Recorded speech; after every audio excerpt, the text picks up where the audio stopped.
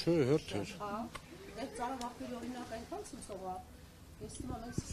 Հավատացեք ստեղ նույնն էր։ Պարոն Ղազինյան, ինչպիսի Հայաստանի կատարեցիք քվեարկությունը եւ եթե կարելի է խնդրեմ անդրադառնալ դատախազության միջնորդությանը կենտրոնական ընտրական հանձնաժողովին ձեր նկատմամբ հանրային քրեական հետապնդում սկսելու վերաբերյալ։ Քվեարկել եմ հանուն ուժեղ Հայաստանի, արժանապատիվ Հայաստանի, քննարկել եմ Հայաստանի, որտեղ լինելու է երկարատև խաղաղություն եւ ոչ միայն տարածաշրջանի, այլ նաեւ աշխարհի լավագույն իր փոքրության մեջ աշխարհի լավագույն երկրներից մեկը։ Ինչ վերաբերում է դատախազության հաղորդագրությանը, չեմ պատկերացնում ուղղակի աբսուրդի աշճանը, գիտեք, այդ ոչ թե ինձ է վերաբերում, միշտ եմ դա ասել, այդ հաղորդագրությունները դատարանի վճռի նմանվող նորմալ չի։ Իրավական համակարգի կազմաքանդում է դա կոչվում, ընդհանրապես պետական համակարգի։ Եվ ամենակարևորը, որ տվյալներ են տալիս, որոնք որ բացարձակ չեն համապատասխանում իրականության։ Հիմա կարող մարդկանց թվա ասի, դու չեր ասելու արել եմ։ Բայց ինչ որ որոշ մարդկանց խոսակցության հիման վրա վերցնեն, ինչա թե այստեղ ես բնակվում եմ, այդ շտաբը գտնվում է իմ գրանցման վայրին մոտ, մի քիչ ծիծաղելի է, կլինի ԿՀՀ, կլինի համոզված եմ նաև կալանքի միջնորդություն կլինի, այնտեղ ամեն ինչ պարզ կլինի։ Պատրաստ եք։ Իհարկե։ Ձեր տունը ինչի հիման վրա են խոզարկում, 3 առաջին օրը ձեր տունն էին խոզարկում, չէ՞։ Դատարանի որոշման։ Իմիջիալոց այդտեղ եմ խախտում տեսնում, որովհետև իմ կարծիքով, չեմ ուզում կոպիտ լեքսիկոնով խոսեմ, բայց նախաքննական մարմինը իմ կարծիքով խաբել է դատարանին, որովհետև իմ ունեցած ինֆորմացիայով անգամ խոզարկության համար պետք է որ պետք լիներ նաև այդ ԿՀ-ի անձնամխելիության հաղթահարումը։ Այս գործի շրջանակում էր խոզարկությունը։ Առանց անձնամխելիության հաղթահարման ներխուժել էին ձեր տուն։ Դե ներխուժել, շնորհքով էին ներխուժել, ինչպես կասեր դասականը, բայց ամեն դեպքում։ Իսկ ինչ էին փնտրում, ինչ հայտնաբերեցին, ինչով հեռացան ձեր տնից։ Ոչ մի բան չեն տարել մեր տանից, փնտրում էին կրիչներ, ցուցակներ, ինչ որ ընտրակաշարքի վերաբերյալ եւ այլն։ Անկախ ձայնագրությունը, որ հրապարակված է, դուք ամբողջովին հերքում եք, թեկուզ մոնտաժված է, չգիտեմ, այսինքն այդ ձայնագրության հետ որևէ առնչություն դուք չունեք։ Գիտեք, մարդիկ շատ դեպքերում փորձում են կայանալ, չեմ ուզում գլուխ գովալ այսպես ստացի, բայց փորձում են կայանալ ինչ-որ անուններ տալով։ Նախ առաջին այդ կինը, որ խոսում է իմ ինֆորմացիայով, այդտեղի ամենայն հարգանքով եմ ասում, այդտեղի հավաքարանն է, Մաքրույնը։ Ամենայն հարգանքով այդտեղ բան չունի։ Ինչ առումով եմ ասում, որ եթե երևի 3-4 անգամ եմ եղել այդ շտաբում, չեմ կարծում, որ Մաքրույն պետք է, եթե անգամ տեսականորեն պատկերացնենք իրենք ճիշտ են, Մաքրույն դժվար չէ։ Մի քիչ բացատրեք, ինչ թեման է։ մասին է խոսքը։ Խոսքը գնում է, կարող նախ չնայած իրենք ասել են, դա այդ ձայնագրության մասին խոսեմ։ Ձայնագրության մասին խոսեմ, իբրև թե ես բերել եմ, տվել եմ 1.400.000 դրամ, ասել եմ դա կաշառքի փող է։ Լավա հետևից չեն ասում։ Այո, լավա չեն ասում, որ ասել եմ հանգարց ուրիշ բանի վրա չծախսեք, այս մաքուր կաշառքի փող է, մի քիչ աբսուրդ է։ Հետո գիտեք ինչ կա, Երևան քաղաքի պատասխանատուն եմ 470-ի կարգի տեղամաս կա Երևան քաղաքում, ամենտեղ եղել եմ վերջի ամիսների ընթացքում եւ անընդհատ։ Եվ երկրորդը, եթե գաղտնը լսել են, ես էլ այդտեղ եղել եմ, ապա ինչու չեն իմ խոսացածը հրապարակում։ Իմ խոսացածը որ հրապարակեն, ոչ միայն կփլվի իմ գործը, այլ նաեւ ընդհանրապես բոլոր իրենց ասած ընտրակաշառքների, ճակերտների մեջ գործը։ Ինչի համար, որովհետեւ ընտրակաշառքը դա բազմիցս ասել եմ, հիմա կրկնեմ, դա նյութապես շահագրգռել կամ խոստանալ պոտենցիալ ընտրողին ակնկալելով կամ պահանջելով նրա ձայնը։ Հիմա այդտեղ խոսում են, չգիտեմ, 100.000, 200.000, իմիջիալոց ձայնագրության մեջ էլ անգամ այնտեղ մարդիկ ասում են, չէ, աշխատավարձը ստացար, աշխատավարձը եւ այլ եւ այլ։ Ուզում ասեմ, ընտրակաշառք են համարել, այսինքն վերջին ընդհանրապես ընտրակաշառք որպես այդպեսին երբևէ այս ժամանակահատվածի ընթացքում կոնկրետ մեր ուժի հետ կապված չի հայտնաբերվել, այսինքն չի եղել մարդ, որ գա ասի ինձ տվեցին X գումար, ասեցին կգնաս ձայնդ կտաս։ Այ երբ որ հիմա հարցնեն ասեն Իսկ ինչ է իրանում դու այդ շտաբում։ Մարդը, որ ասի տրեյնինգների եմ մասնակցել, ծրագրերն եմ այսպես ուսումնասիրել, գնացել եմ մարդկանց ներկայացրել եմ շտաբ, մարդիկ են մտնում, վերջնաշով կուսակցության շտաբա։ Մարդիկ են մտնում, բացատրում են ծրագրերը, իրենց ուզող հարցերին են պատասխանում, դա կստացվի աշխատանք, չէ՞։ Հենց որ դա ստացվում աշխատանք, արդեն ընտրակաշառքը չի ստացվում։ Դրա համար, այո, դրա համար քննիչը բնականաբար այդ հարցը ոչ կտա, ոչ իրեն դա հետաքրքիր է, եւ ամենակարևորը վերցնել, չեմ ուզում այսպես մի քիչ հումորով նայենք սրան, ստացվում է, որ մի ձայնի համար պետքա, չգիտեմ, ինչ որ 100,000 են ասում, 200,000 են ասում, մի խոսքով ծայրից ծայր աբսուրդ։ Պարոն Ղազարյան, բայց տեսեք համատարած մասսայական խուզարկություններ, ձերբակալություն վերջին օրերին, երբ որ ընտրություն է մոտենում։ Սա ինչի համար, այսինքն վերջին օրերին թողել են, որ ինչի համար, որովհետև եթե այդ ձայնագրություններ իրենք ունեին, վաղուց ունեին, այս վերջին օրերին ինչ են այդպես համատարած մասսայական խուզարկություններ։ Ես համոզված եմ, որ իշխանությունը սա սրտանց չի անում։ Յուրաքանչյուր իշխանության համար, անգամ բռնապետական ինքը շատ ճիշտ կհամարի, որ տենց անցնցում գնա դրան, բայց հաշվի առնելով իրենց զեկուցված թվերը, հաշվի առնելով մեր հանրապետության հրապարակի հանրահավաքը, որը միանշանակ իրենցից շատ էր, հաշվի առնելով բեմը որտեղ էր դրված, հաշվի առնելով այդ վարչական ռեսուրսը դուք էլ բացահայտել եք, շատ շնորհակալ ենք ձեզ դրա համար եւ եթե անգամ մենք իշխանության գանք Աստված մի արածի օգտագործենք, մերն էլ բացահայտեք, չնայած չի լինի այդպիսի բան, այդ չափիչ, այսպես ասած, գործողությունները կատարելուց դու հասկանում եմ, որ ուղղակի տարբերակ չունեն։ Այդ պարագայում ուժերը թույլատնելու համար են, իհարկե համակարգված աշխատանքի ունընտրության օրով երկու խնդիր են լուծում, առաջինը կազմաքանդ են, այսպես ասած, մեր նախընտրական շտաբերը, հիմնականում, եթե զգում եք, այսպես պատասխանատուներին են ձերբակալում, եւ երկրորդը կողքիններն էլ վախեցնեն, որ ասեն, վայ ինչ վա, հենց հիմա տեսնում եք, մասնակցության աճը ամենտեղ ամենտեղ, այսօր միջև երեկոյան ընտրատեղամասերի ավարտը կարծում եմ նաև հետո լինելու է, ուղղակի ես դիմում եմ մեր հայրենակիցներին բացարձակ չվախենալ եւ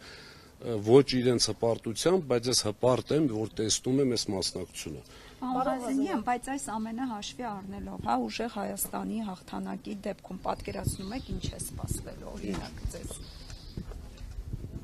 Աշխատանքի առումով։ Չէ, նկատի ունեմ հենց իշխանությունների կողմից, որոնք չանցնեն եւ հաղթի ուժեղ Հայաստանը։ Եվ ինչ պետք է անեն։ Չէ, գոնե մի անգամ իր խոսքը կպայի, թե չէ, այս 8 տարվա մեջ, մի անգամ։ Եթե չպայի, չէ, սենց ասեմ, շատ լավ հասկանում եմ, որ նախ չունենք այդպիսի գնդակահարության հոդված մեկ, երկրորդը ուժեղ Հայաստան իր առաջնորդով գնդակահարող չի, դաստիարակող է, ցիվիլ, սահմանադրական մեթոդներով, եւ երրորդը նաեւ շատ լավ հասկանում է, որ չի կարող ուղղակի, գիտեք, ես չեմ ուզում այլ ուժերի փնով եմ կամ ինչ-որ բան ասեմ, ամենայն հարգանքով, մեր հետ մի քիչ ուրիշ է։ Դուք վստահ եք, որ հաղթող ամեն դեպքում դուք եք լինելու։ Այո։ Միասնական ուժերը թե առանց։ Քանի ժողովրդի քվեն վերջնական այսպես պարզ չի դարձել, ես ունեմ համոզմունք, որ միայնակ ենք հաղթել։ Ինչու է Գյումրին այսպես շատ կենտրոնացված ուշադրության կենտրոնում։ Թիրախ ասելը մի քիչ մեղմ է։ Հատուկ ֆիքսվածություն կա Գյումրու վրա եւ լուսաբացին 32 հոգու Ես ասում եմ սա 11-ի ժամը 11-ի դրությամբ, այս պահին չգիտեմ։ 32 հոգու ձերբակալելը եւ այսպես հենց Գյումրին թիրախավորել է։ Ի վերջո Գյումրին նաեւ գլխատված է չունի քաղաքապետ։ Ինչով եք սա պայմանավորում։ Ինչու հենց Գյումրին։ Երկու հանգամանքով, առաջինը այսպես դաղված են Գյումրիից, հաշվի առնելով, որ մի անգամ մեր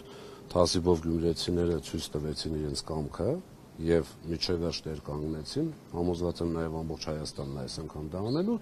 Եվ եկեղեցու վրա գրոհը, որը բնականաբար։ Հա, եւ երկրորդը էլի նույն սցենարն է աշխատում, այսինքն չափել են, իրեն զեկուցվել է, որ Գյումրիում խայտարակ պարտություն է սկրելու եւ անցել է, դուք մենակ ձերբակալություններն եք նայում, մենք բազմաթիվ, երևի չգիտեմ, արդեն հարյուրավոր անգամ հազարավոր բողոքներ ենք ստանում, տարբեր տեսակի կուտակումներից, իրենց մեքենաները տեղ կանգնացնելուց, այսպես հուշող։ Մեղրի քաղաքապետն այսօր առավոտից հսկում։ Ոչ միայն։ Սերգեյ Բագրատյան ԿՊ-ի ընտրատարածքից չի հեռանում ԿՊ թեկնածուի հետ։ Դե գիտեք ինչ, հիմա վերջին հաշվով անգամ դա չի օգնելու իհարկե, բայց իշխանական ռեսուրսը օգտագործել եւ այդ ուղղորդողների բանակը, այսպես ասած, տարբեր տեղամասերի մոտ ես այսօր պատտվել եմ մի քանի տեղ, ինձ տեսնում են, ճիշտ ասած, տենց արագ ցրվում են, հասկանալով, որ ուժեղ Հայաստանը վտանգ է։ Իհարկե վտանգ է։ Ուժեղ Հայաստանը վտանգ է բոլոր ոչ հայերին, վտանգ է բոլոր ոչ հայրենասերներին, վտանգ է բոլոր ոչ օրենքով գործողներին, բայց ամեն դեպքում այս ամբողջ այսպիսի ռեսուրս, գիտեք, որ բոլոր ժամանակներում հնարավոր են ինչ-որ բաներ եղած լինեն, ապացուցված, չապացուցված, բայց սենց բան, անկեղծ ձեզ ասում եմ, ես չեմ պատկերացնում ռեպրեսիայի այս չափաբաժինը չի եղել, դուք էլ ինչքան ընտրություն լուսաբանած կլինեք, որ ասենք լավ ընտրություններից հետո եղել են ինչ-որ դեպքեր, մինչև 100 ձերբակալված, հետո բաց են թողել միշտ, բայց նախընտրական շրջան ու ոչ մեկ այդ հարցին չի պատասխանում։ Հենց հիմա այդ գործ հարուցողն ու քննիչներին այդքան չեմ մեղադրում, չնայած մեղադրում են, որ կատարում են, բայց որոշողները լավ մեկը դուրս գա ուղիղ եթեր այդ նախաքննական մարմնի ղեկավարներից, մեկը մի հատ ընտրակաշարքի հասկացությունը կարդա, ուղղակի չկա այդպիսի բան։ Ընդամենը եթե օրինակ տեսականորեն պատկերացնենք, իրենք ասեին, որ ուժեղ Հայաստանը ունի չգրանցված աշխատող, դա ոչ մի բան չէր տա, չէ, մարդիկ կասեն հա դե հիմա ինչ որ միտեղ որոշել են չգրանցել, այն էլ մենք չէ, ներքևի օղակներ, այսպես ասած թվերում, չնայած Կարապետյանը այդպիսի բան չունի։ Ձեզ համար որպես քաղաքացի 21-ի ընտրությունները եւ այսօր ինչ է փոխվել, ինչով է պայմանավորված ընտրողների այսպիսի ակտիվությունը։ Հիմա ես չեմ ուզում 21-ին անդրադառնամ հաշվի առնելով, որ քաղաքացի եւ ընտրող ենք հարցնում, որպես քաղաքացի ուղղակի չաշխատեց նախկին ներկան։ Սամվել Կարապետյանի պարագայում ինչքան իրանք փորձեցին, չէ, եռագլուխ սարքեն, չգիտեմ ինչեր անեն, ժողովրդի մոտ դա չաշխատեց, չկարողացան ուժի կոնտեքստում են ալտերնատիվ, այո, ալտերնատիվ ուժեղ հեղինակություն վայելող բարերարի, չէ՞, ժամանակին ասում են ինչի Սամվել Կարապետյանը ինչ արել։ Մենք այդ բուկլետները տպեցինք, իմիջիայլոց Կարապետյանը այսպես զորով է համաձայնվել այդ բուկլետների տարբերակին, իր խոսալը դրա մասին բացառեց, այսպես օրինակներով, բուկլետներով տպեցինք, դա լրացրեցին։ Դավիթ Տոնոյանն էլ զորով բերանից հանեց բանակի օգնության մասին։ Դե Դավիթ Տոնոյանը հանեց ընդամենը մի քանի տոկոսը, մենք շատ լավ գիտենք ինչա կատարվում։ Այո, պետական գաղտնիք է։ Հիմա սրանք ստիպում են, ասում են ինչ ես արել, ինչ ես արել, հանկարծ Սամվել Կարապետյանն ասի ինչ ես արել, ասեն պետական գաղտնիք ես հրապարակում, բայց համոզված եղեք։ Ես էլ ինձ էլ ճիշտ ասած այդպես մանրամասնորեն չի ասել ինչա, բայց մոտավորապես կռահում եմ,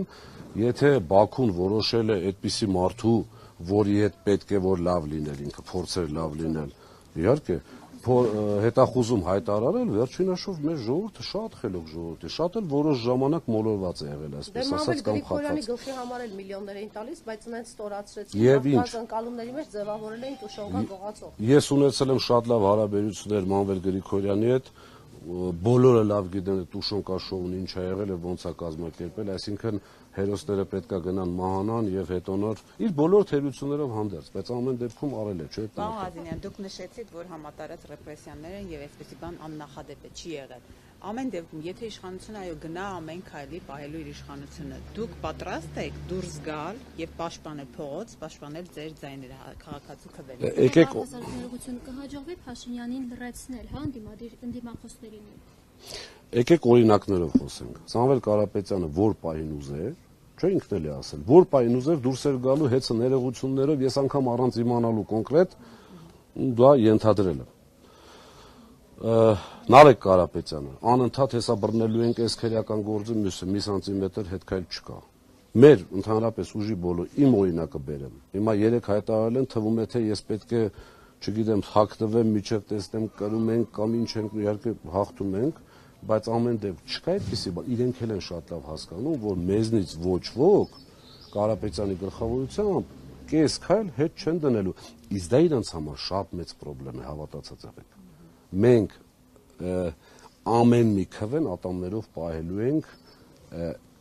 մենք գործելու ենք սահմանադրության շրջանակներում, իրենք ինչ կանեն համոզված չեմ։ Ես անգամ ունեմ կասկածներ, որ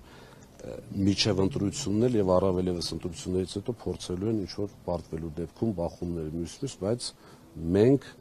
չենք անի դա, բայց պատրաստ ենք ամեն ինչ։ Փաշինյանի սիրտը մարտի 1 է ուզում։ Դե հաշվի առնելով, որ այդ խոսույթը, այդ պրովոկացիաները, այդ ամեն ինչը չեմ կարող ասել մարտի 1, չմեղադրեն ասեն զոհերի հետ կապված, բայց այդպիսի մի բան համոզված եմ ուզում եմ։ Իզուք ի վիճակի եք լինելու այդ քաոսը Միանշանակ այստեղ կապ չունի։ Հիմա տեսեք, այսպես Ժայները ձեր կարծիքով քվեարկության արդյունքները ելնելով արագ միանշանակ այսպես ռեպետիցիան, ասես ռուսերեն ասած, հիմա արդեն արվել է այն առումով, որ այս ռեպրեսիաների պարագայում մեր թիմը կանգուն է, չէ՞։ Բնականաբար նաև հետընտրական, եթե Աստված չանի իհարկե, ճիշտ էլ չի, թող պարտվողը, այսպես իր խոստումը պայի, թողնի գնա։ Բայց եթե որոշի իշխանությունը գնալ ինչ-որ քայլերի, ես համոզված եմ ասում, մեր կուսակցության, մեր ուժի, մեր ղեկավարի անունից մենք պատրաստ ենք բոլոր մարտահրավերին, ցանկացած, բառից բուն իմաստով։